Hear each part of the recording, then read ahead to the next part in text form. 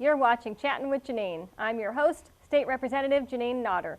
My guest this week is Hal Shurtleff from the Birch Society. How are you? How are you doing, Jeanine? Very good, thank you. I haven't seen you in a while, but you were on my show when I first started in 2006. Yeah, I believe so. A few times, I think, over the years. Yeah. So I know you've been going around the country giving talks about Agenda 21. That's right. Well, at least the region. I've been going as far as Ohio, and in the next few months I'll be in Indiana and Michigan, and I'll be the beginning of the year, January, I'll be down in Pennsylvania, Maryland, giving these presentations, exposing Agenda 21 and what is Agenda 21. That's my next question. Yeah. Well, I'm glad you asked. Well, Agenda 21 is a comprehensive plan to basically revamp the way of our life. Get a little bit of background on Agenda 21. 1992, there was a conference in Rio de Janeiro, and a lot of people are familiar with that conference. I got a copy of the New American magazine. One of our writers for the John Birch Society's affiliated publication, the New American, attended the conference. About 18,000 bureaucrats from around the world. And out of this conference came a number of things, some hard law, and some what is referred to as soft law. By the way, you'll see a picture of Al Gore and John Kerry on that. And the soft law was Agenda 21, a 1,000-plus page document. And if you do a quick synopsis of Agenda 21, is again a comprehensive plan that will affect all living things on the planet. That's what they, on their own writings, that's what they say. So the goal is to implement it, and this is what they call soft law. This isn't a law that was passed by Congress or a treaty that the Senate and the President, it was just that George Bush, this would be the father, the so-called conservative Republican, signed this document. He probably didn't read it, but some people might remember when George Bush gave his infamous speech at the joint session of Congress back in '91, when he was announcing Desert Storm in 1990. He said a new world order and a world envisioned by the UN's founders. Well, that's exactly what Agenda 21 will do. And in a nutshell, you look at the 10 planks of the Communist Manifesto, and one of the planks is the abolition of private property. That is Agenda 21 in a nutshell. You see, private property is not sustainable according to the UN. And why isn't it sustainable? It's the basis of all social injustice. In other words, you own property and other people don't, there's social injustice there. Of course, all private property is the engine that fuels the economy. Where people create on private property, they build on private property, they produce on private property. And private property is an essential ingredient of our nation's freedoms. I mean, our founders beyond that, without private property, we have no freedoms. And, and it's a gradual thing. That 21 means the 21st century. So, and it's not like they're forcing this on us. It's that people in the towns and counties and cities around the country are adapting it. Now, there is some coercion. You know, like the energy companies are coerced by the federal government, but money is also sort of a coercion. Let's say you're a town manager, and you don't raise the taxes because you know, you might not get reappointed, or the selectmen. But the state of Massachusetts or the state of New Hampshire will say, look, if you adopt the sustainable program implemented by Agenda 21's arm, ICLEI, International Council on Local Environmental Initiative, well, we'll give you some money. The money's coming out of the bailout money from the, I call them Obama bucks, or state taxpayers' money, what have you. So they'll say, well, look, I don't know if I really like this stuff, this go green, and we have to adopt all of these new building codes and restrictions on people's property and what have you, conservation easements, rezone the whole area to make it dramatically different. But you know what? We need the money short term. So they take the check and they go ahead and go and buy into this stuff, and they promote this and green that. And they don't use the word Agenda 21. That's how sneaky about it. In fact, one of the one of the key supporters of this, 1996, his name is J. Gary Lawrence. He's giving a speech in England, 1996, and we actually have the information in this reprint. It came out of the New American magazine, Agenda 21, which I have in a PDF format, and I'd be happy to provide to anybody who's watching. And I'll give contact information when the show, as the show comes to an end. He said basically that there are going to be people in the United States that will object to this. People who believe in one world, one world government, so forth, conspiracy theorists. So he said we have to use different language. We have to use terms like sustainable development, smart growth. In other words, we have to lie to people because if we tell them the truth, they will reject it outright. So they don't come in and say, oh, we have a UN plan to change this nation, change this country, change the culture and what have you. They use nice little terms like smart growth or sustainable development. Now, sustainable development seems like an innocuous term. And the word sustain, obviously you want to do things that will not destroy the infrastructure, so it makes sense to sustain. And certain things aren't sustainable, we know that. Certain practices and lifestyles. I mean, alcoholics who drink a bottle of whiskey a day, that's not sustainable, right? So we know that. So the term itself is not a bad term or a bad word. But they have a boilerplate term for it, and basically it's this: to meet the needs of this current generation without infringing upon the needs of the future generation. Now, who could argue with that? But how do they define it? Well, they say the middle class is unsustainable. They say single-family homes unsustainable. And why are single-family homes unsustainable? Well, because you have large consumption patterns. You have a yard. You might have more things than other people have. You have a car. If you have a single-family home, you probably drive to work, or you probably drive to the mall. You may even have 2 cars on roads that aren't sustainable.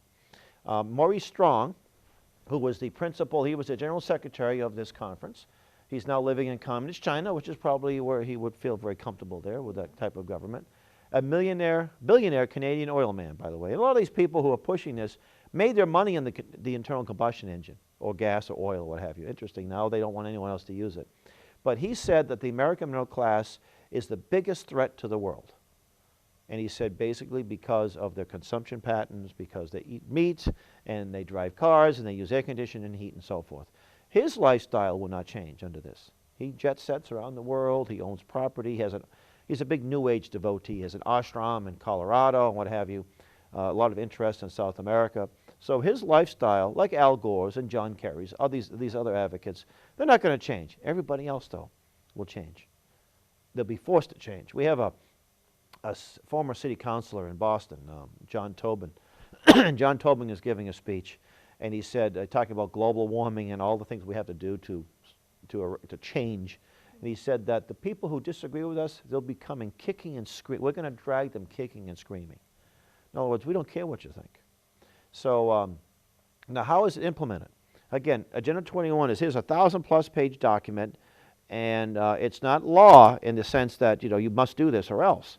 The federal government signed on to it. Every single branch of the federal government is pushing Agenda 21. Go to the post office and you see green. I just went there to mail some things here in Londonderry, right? Go green, go green, go green. And they have a little, and I usually, in my presentations, I show a little pamphlet that they have. Turn your thermostat down, plant trees. Well, there's nothing wrong with turning your thermostat down. In fact, I don't need anybody to tell me to turn my thermostat down. I like a cool room anyway. But you see, the free market, but you see, then you should have a warm room because you're paying for the heat. You're the consumer of that heat, and you're going to pay for it. The energy company's big issue is, are you paying your bill, right? Maybe, okay, make your house more efficient one way or the other. That's fine. We'll give you an energy audit.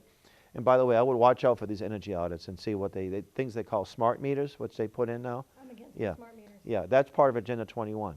In fact, these smart meters are pretty smart. Not only do they give practically anyone who can have access to it your living patterns, there's technology that can actually turn off equipment inside the house. And there was a man that was living in one of the southern states this past summer, and I guess you have to have a microprocessor in some of these appliances. They won't turn it off just like that. But they saw that he was using his air conditioner. They actually turned off his air conditioner. I believe we have a bill coming up this year about the smart meters. Representative Andrew Manous is the sponsor.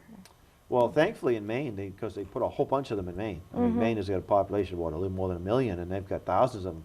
And there was a case this past summer in 2011 where a couple said, we don't want this thing in our house. And they won their case.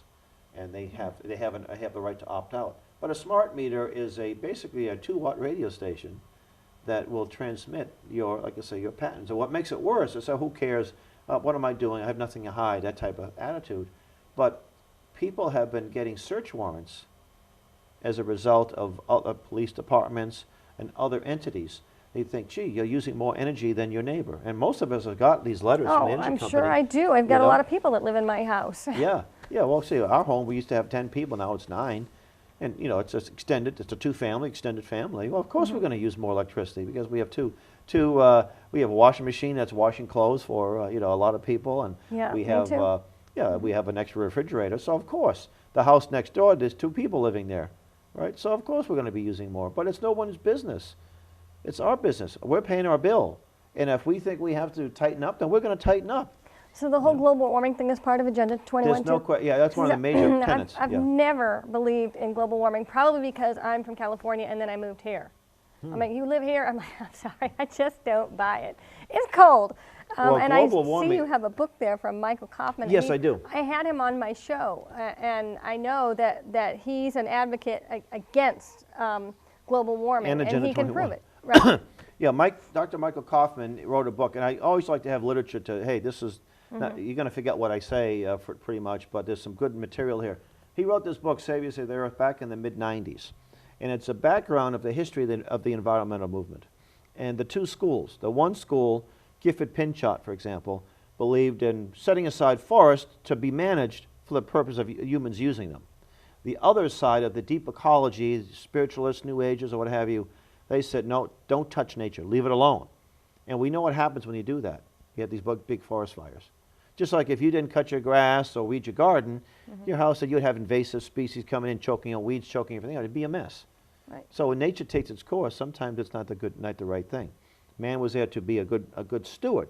So we should be good stewards of our of the resources. We shouldn't destroy them, but manage them. And it goes into the spiritual aspects, which is very important too, because a lot of these folks are involved, what we call New Agers. They believe that the earth is one big thing that we worship. We're all part of this pantheistic concept or what have you. It's you think, that people ridicule the beliefs of Christians and Jews, but funny they don't ridicule their beliefs, and they're kind of a little strange. Anyway, this book is available on Amazon for as little as a penny plus postage. So if you really want to get a good book on the background of the UN, I recommend this one. And Dr. Michael Kaufman was the one that introduced the world to the Wildlands map, the Wildlands Project, which I wish I did bring with me. It wouldn't come on the camera, but do a search online for Wildlands Project map, and you'll see a map of the United States, red, yellow, and little tiny black dots. And what they want to do is get half of the United States to be pre-Columbian days. Well, half of the United States will be off limits for human use. And it sounds far-fetched, but you see little by little. And again, we get 100 years. They're not going to do this in one election cycle. And by the way, but Republicans and Democrats are both pushing this on both sides of the spectrum. I mean, it was George Bush, Father Bush, that got us into it. Younger Bush was pushing it. Of course, Clinton and Obama are pushing it. Obama recently passed the executive order, the Rural Executives, Rural Councils Act. And that's to implement Agenda 21 in the rural areas, venting. I mean, going beyond the state reps. Circumventing, okay. Yep. Circumventing, Yes, that's it. That's the word I'm looking for, circumventing. Circumventing you folks at the we don't like it at when the they State do House that. level, right. Well, you shouldn't like it because when New Hampshire became part of the United States, it was what, the second state that did that, right? It was the second state, I think, that adopted the Constitution. You agreed to certain things you wouldn't do, but there were certain things you would do. And then you had a 10th Amendment that says that what the Constitution doesn't specifically give the federal government the right to do or deny to the states, you can do. And there's nothing in there about, the state of New Hampshire, any other state implementing Agenda 21. Now, let me get on the subject of the ICLEI, ICLEI, the International Council for Tell me that again? Local, yeah, I'm sorry, International Council for Local Environmental Initiative. And this was an entity formed in 1990. It's an international entity. Now, it's not what you call an NGO. An NGO, non-government organization, is an entity that has been certified by the United Nations. And basically, if you're an NGO, you will carry out the mission or the views that are enshrined in the UN Charter and its various documents. So you have to buy into the UN's agenda to become an NGO. ICLEI is a government-to-government organization. So right now you have 4 towns and cities in New Hampshire that formally belong to ICLEI. You don't have to formally belong to ICLEI to implement the agenda. It just makes it a little bit easier. You know what towns? Yeah, Nashua, which is just down the road here. Wow. That's why we gave our presentation there, because we wanted to say, hey, you guys got to get this thing out of here. We had a good-sized crowd. And what was interesting in Nashua is that we were told the mayor has never heard of Agenda 21. And I want to mention something before. I want to make sure we have time to mention benefit corporations. And you have Wolfboro, Keene, and Portsmouth. So those are the 4. Massachusetts has about 38. Keene and what was after Keene? Keene and Wolfboro and Portsmouth. Portsmouth, okay. So you have 4, but you probably have some type, if you live in a reasonably sized town or maybe a county, you might have Grafton County Citizens for Sustainable Development.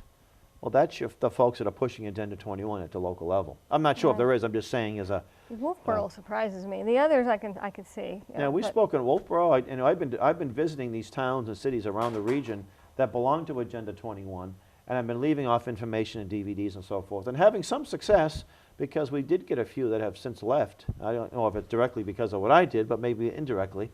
In fact, in Carver, Massachusetts, I simply posted information on a Facebook page, a Carver Republican, and as a result of that, that led to the lady who runs it to contact us. She's never heard of this before, but she got really riled up about it, and she's an activist now. Just to know about it, get riled up is one thing, but to actually take a stand. She had a friend of mine and I speak, and my friend who does presentations with me is a conservation officer in the town of Ware, Massachusetts. So he's at ground zero. He knows firsthand what's going on here.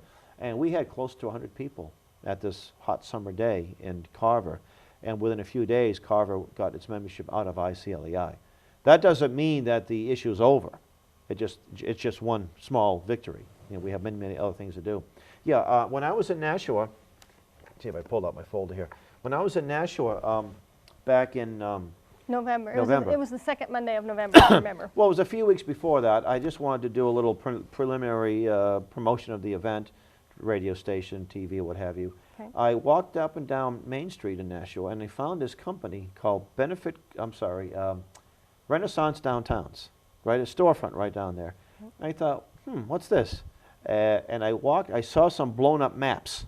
I thought, oh, of Nashua. I said, okay, this looks interesting. I walked in there, and I found the entity that's building Agenda 21 in Nashua. Really? Renaissance Downtowns. Wow. And they actually had a little easel with a sign that says, "What is smart growth?" I said, and I had my camera with me, and I said, "Mind if I take some pictures?" No, the young lady said, They didn't know "Sure." who you were, did they? They had no idea who I was, no. And I asked about some information. A nice young lady gave me a nice little folder. And Renaissance Downtowns is a corporation that is using state, federal, local money, tax money, and probably a little bit of private money to build these housing and redesign these communities, rezone and redesign communities that are part of Agenda 21. And Nashua was one. They call Nashua a boutique city. A city that used to be maybe a mill town, maybe 100 years ago, and now it's a place where upper middle class folks can come in town, and the nice fern bars and the restaurants, and if we build the housing where people will move out of the suburbs, everything is right there. You don't have to drive anymore. You walk down to your favorite restaurant, or there's maybe a little theater you can go to, and so forth. And there's we call it stack 'em and pack 'em housing. Some of it's subsidized, most of it's subsidized, some Section 8, some retail, but your living space would be much smaller than your typical one-family home. Now, when we gave our presentation in Nashua, I mentioned Renaissance Downtowns, and a lady got up, and she said, these folks testify at these hearings saying that Nashua has too many one-family homes as it is. No more. We don't want to build anymore. And they're also doing work in other parts of the country. So, and they used the term benefit corporation. So what's a benefit corporation? Well, a benefit corporation is a corporation that is sort of certified green. They're green technology, and they use green recycling and what have you. And they're certified, so if you're a green community, you will do business only with companies that are benefit corporations. It's called fascism in most parts of the world. And right now there's about a dozen states, I think New Jersey's one of them, and more states are coming online, that have passed these laws to give special privileges to so-called benefit corporations. So what does that mean if you're a contractor? Well, it means that you either become a benefit corporation or you don't get the contract, and you don't meet payroll, and you go out of business. Now, we're speaking here in December of 2011. Just last week, I was down in Bradford County, Pennsylvania, which is now gas country, all the gas exploration. It's about an hour south and west of Binghamton, New York, if you know where Binghamton is, on the They call it the southern tier and Pennsylvania the northern tier. Okay. Well, the Bradford County Builders invited us to speak on the subject. And one of the key guys at the Pennsylvania Builders Association was on hand. And he said our organization had about 1,300 members. We're down to 6,000. I mean, we had 12,000 members. We're down to 6,000 in 5 years. And in other words, the builders are going under. They're going out of business, or they're merging, or what have you. People just can't afford to build anymore.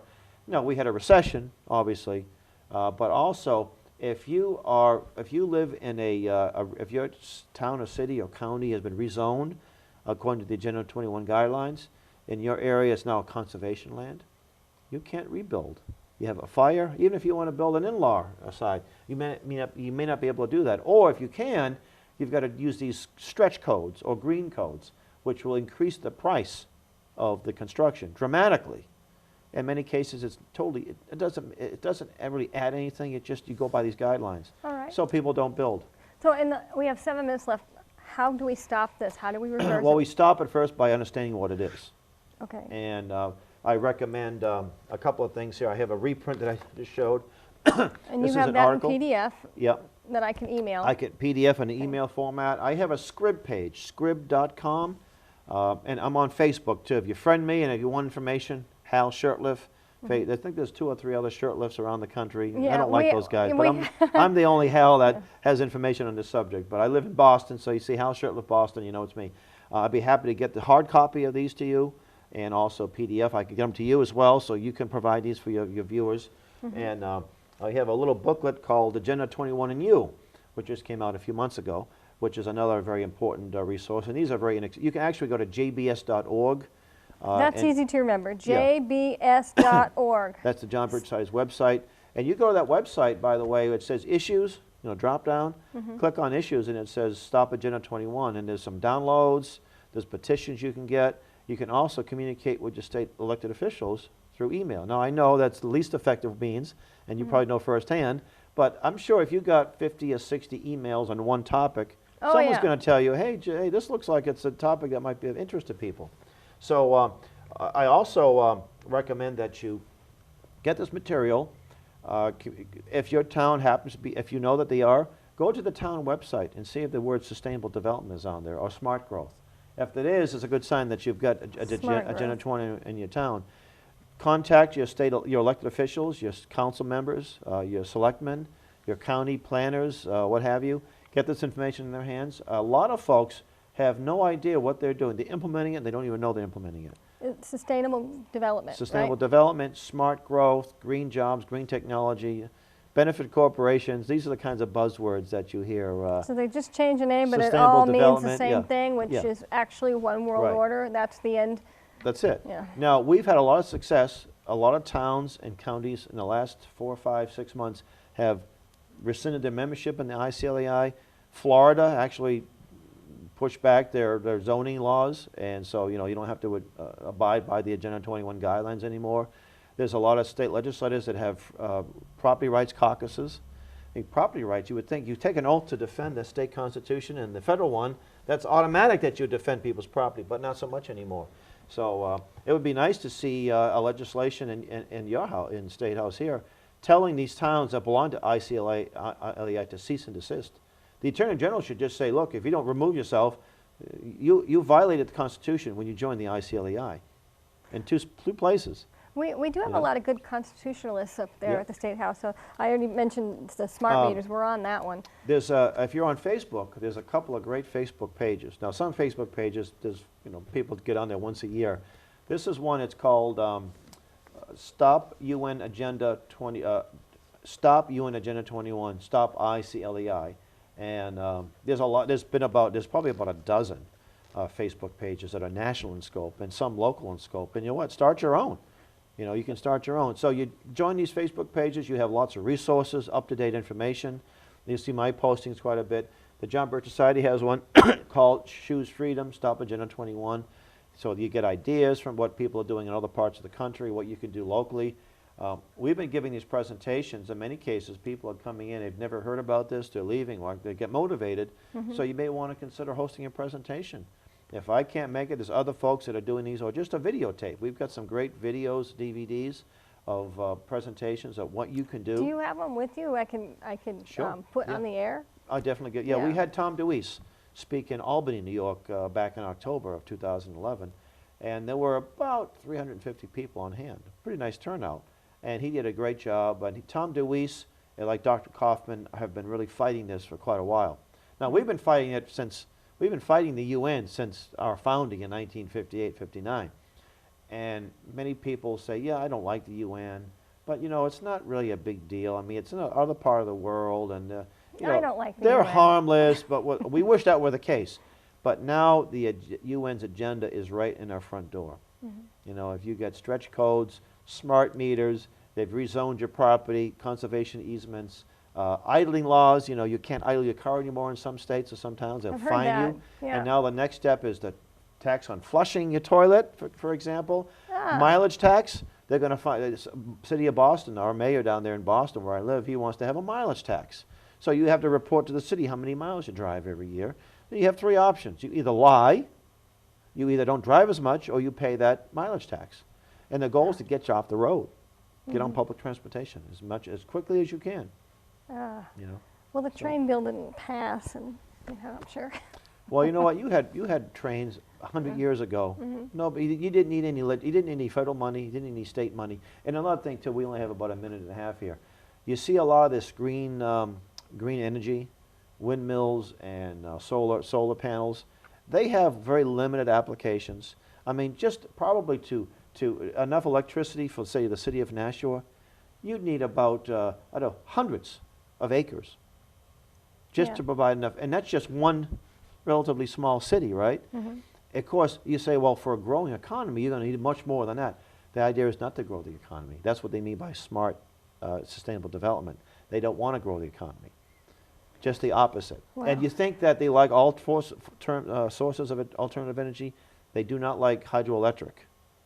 So as they're talking about getting off the grid, they're talking about smart, they're talking about windmills and solar panels. They're tearing down hydroelectric dams. Why? Because they weren't here when Columbus discovered America, you see. And in many cases, they tear the dams down, and you destroy the ecosystem. Because the dam's been there 100, 200 years in some cases. I think the first time you were on my show, we were talking about some kind of candy bar, Baby Ruth or something. Do you remember? Welch's Fudge Bar. Yes, Yes. Welch's Fudge. I was thinking Welch, but that's grape soda, Yeah, but there's a yeah, candy. Okay, yeah. that's what it was. And this is a lot scarier than So anyway, give us a, find me on Facebook, email me, shurtleffhal at AOL.com, SHURTLEFF HAL at AOL.com on Facebook, and I'll be happy to give presentations to anyone in the audience here. And download that PDF and read the file.